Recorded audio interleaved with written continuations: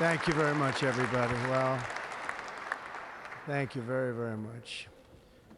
Vice President Vance, Speaker Johnson, Senator Thune, Chief Justice Roberts, Justices of the United States Supreme Court, President Clinton, President Bush, President Obama, President Biden, Vice President Harris, and my fellow citizens.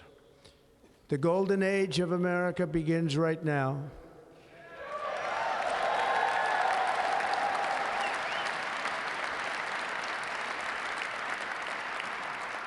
From this day forward, our country will flourish and be respected again all over the world.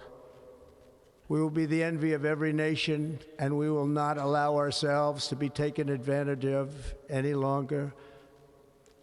During every single day of the Trump administration, I will very simply put America first.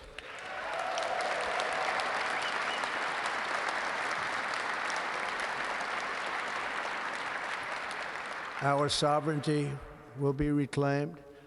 Our safety will be restored. The scales of justice will be rebalanced.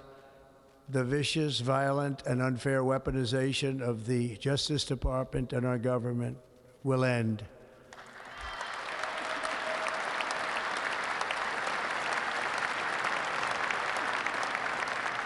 And our top priority will be to create a nation that is proud, prosperous, and free.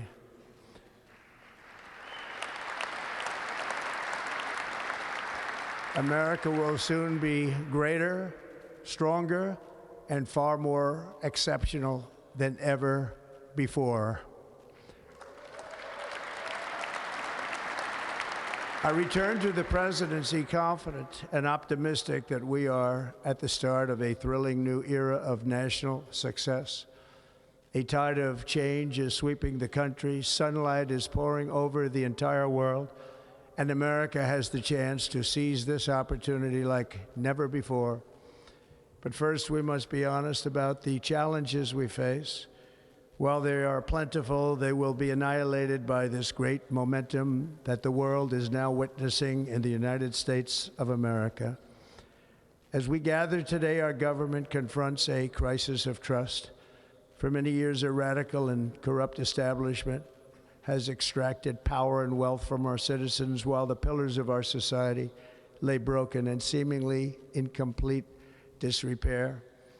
We now have a government that cannot manage even a simple crisis at home, while at the same time stumbling into a continuing catalog of catastrophic events abroad. It fails to protect our magnificent, law-abiding American citizens, but provides sanctuary and protection for dangerous criminals, many from prisons and mental institutions that have illegally entered our country from all over the world. We have a government that has given unlimited funding to the defense of foreign borders, but refuses to defend American borders or, more importantly, its own people. Our country can no longer deliver basic services in times of emergency, as recently shown by the wonderful people of North Carolina, been treated so badly.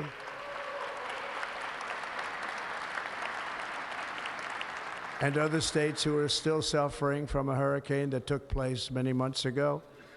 Or more recently, Los Angeles, where we're watching fires still tragically burn from weeks ago without even a token of defense.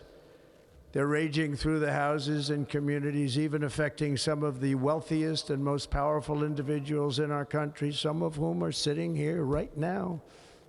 They don't have a home any longer. That's interesting. But we can't let this happen. Everyone is unable to do anything about it. That's going to change. We have a public health system that does not deliver in times of disaster, yet more money is spent on it than any country anywhere in the world. And we have an education system that teaches our children to be ashamed of themselves in many cases, to hate our country despite the love that we try so desperately to provide to them. All of this will change starting today, and it will change very quickly.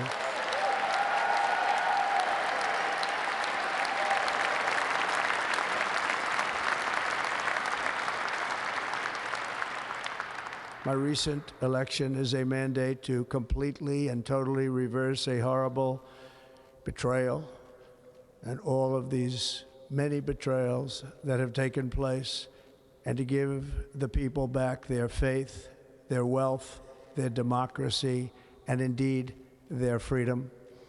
From this moment on, America's decline is over.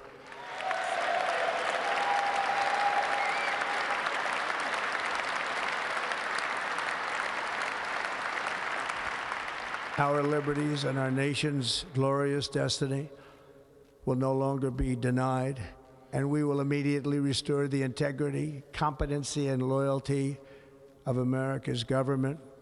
Over the past 8 years, I have been tested and challenged more than any president in our 250-year history, and I've learned a lot along the way. The journey to reclaim our republic has not been an easy one, that I can tell you. Those who wish to stop our cause have tried to take my freedom and indeed to take my life. Just a few months ago in a beautiful Pennsylvania field, an assassin's bullet ripped through my ear. But I felt then, and believe even more so now, that my life was saved for a reason. I was saved by God to make America great again.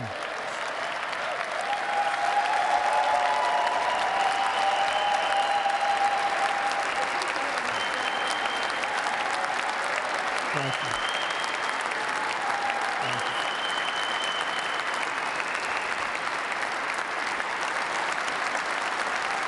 Thank you very much.